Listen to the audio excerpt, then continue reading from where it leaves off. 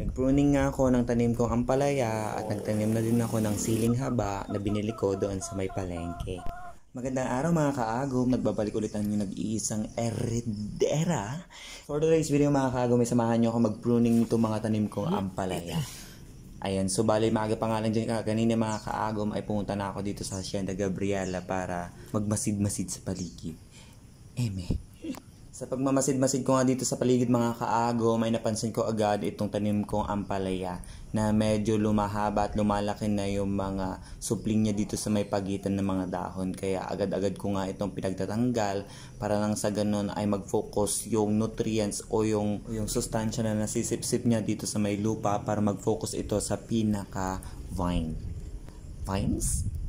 Bale, ang prosesong ito sa pagtatanim mga kaagom ay tinatawag na pruning or proning.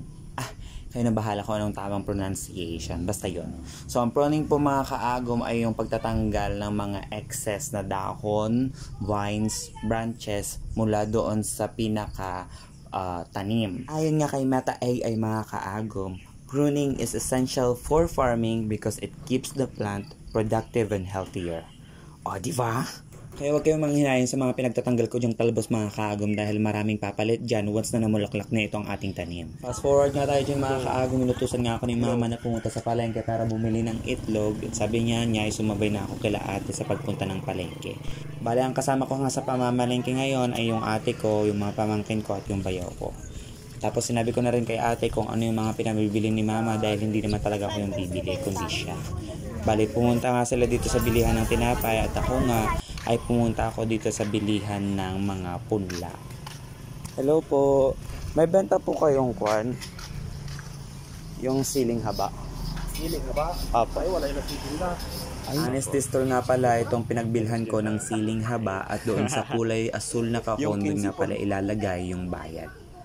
So kada punla ay magbabayad ka dyan ng 5 piso. Tapos yung kinuha ko naman dyan ay 6 na peraso kaya nagbayad ako ng 30 pesos. O diba? 4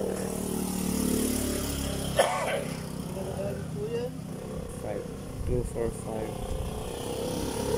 isa pa. Ayan. Pagkatapos ko mabili dyan ng siling haba mga kaago, may dali-dali na akong pumunta dito sa may tricycle at nilagay ko na nga dyan yung itlog na pinamili ni ate. Makalipas nga ng ilang minuto dyan mga kaagom ay hindi na rin kami masyadong nagtagal dyan sa palengke at umuwi na rin kami. Medyo nagmamadali pa nga ako sa pag-uwi dyan mga kaagom dahil may meeting pala kami ng SK Council. Fast forward nga tayo dyan mga kaagom, habang naglalakad ako pa uwi galing sa meeting ay may magandang loob na nagsakay sa akin sa tricycle kasi nandyan na nga yung ulan. Bale, pagkarating ko sa bahay mga kaagom ay dali-dali na ako nagbihis at kinuha ko na itong mga pinamili ko para may itanim ko na dito sa Hacienda Gabriela. Buhos pa nga dyan ang malakas na ulan mga kaagom pero nawala din pagkalipas ng ilang minuto kaya ayan, pinagpatuloy ko na yung pagtatanim ko ng siling haba. Bale, 4 na dangkal nga lang din yung ginawa kong distansya dyan mga kaagom gaya ng ginagawa ko dun sa iba kong pananim. Bale, dito ko na nga lang tinanim ito sa tabi ng nursery na ginawa ko mga kaagom at pagkatapos ko nga magtanim dyan ay umuwi na rin ako agad para makagawa na din ng gawaing bahay. So yun lang for today's video. Thank you for watching!